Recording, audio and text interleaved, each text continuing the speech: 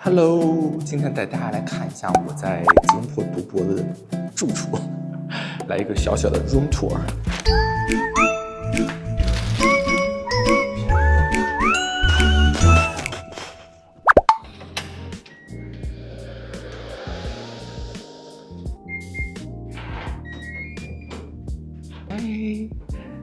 进门的时候是有一个小小的架子，我上课的书包，然后就这次来带了几双鞋子。这个是我的学生卡，其实面积不是很大，20到25吧。一个人住的话，我觉得还是面积非常 OK 的。这个房子我觉得比较好的一点就是窗外的景色必须第一时间介绍给大家。这边也是可以看到双子塔的，可能这边角度更好一点。是不是超好？因为吉隆坡确实是比较容易打雷啊、下雨啊，所以在这个位置看得特别清楚。但是可能马上有一会儿就晴天了，所以就那首歌怎么唱来着？吉隆坡的天气它是翻云又覆雨。所以我们学校的地理位置还是不错的。这个一进门的话会有一个冰箱，然后这个特别好吃的大酸奶，上次在超市买的虾呀、三文鱼什么的。无柜的话，就是我买的一些泡面啦。为什么这么多呢？因为这几个口味我有点吃不来，所以我就没怎么吃。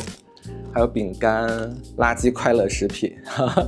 这边的话就是一些碗柜，这边没有那个吸油烟机，所以那种炒的东西我是做不了的，所以我只能煮。所以刚刚看到一些泡面什么的，但是我也可能会用泡面的料包去煮一点什么丸子啊、牛肉啊、青菜这种的，我觉得也挺健康的。汤底还是鸡汤口味的。然后再一个就是我可能也会微波炉，查了非常多的攻略，就是关于微波炉美食的攻略。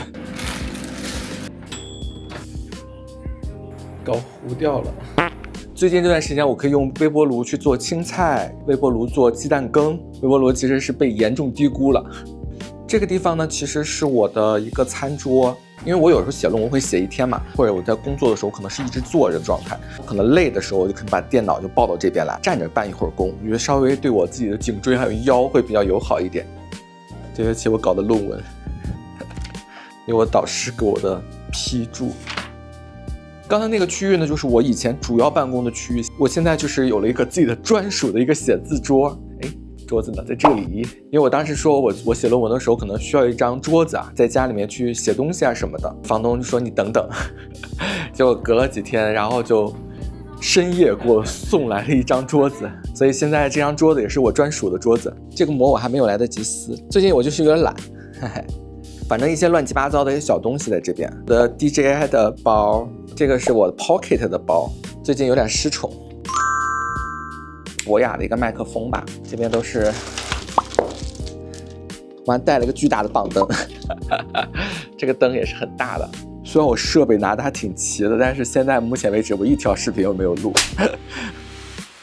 嗨，就虽然马来西亚可能那个一直是夏天啊，来我们的东南亚读书的话，记得也带一点厚衣服，所以我这边也带了卫衣啊，然后很多衬衫啊，教室啊，或者是商场啊，包括咖啡啊，底气还是很足的。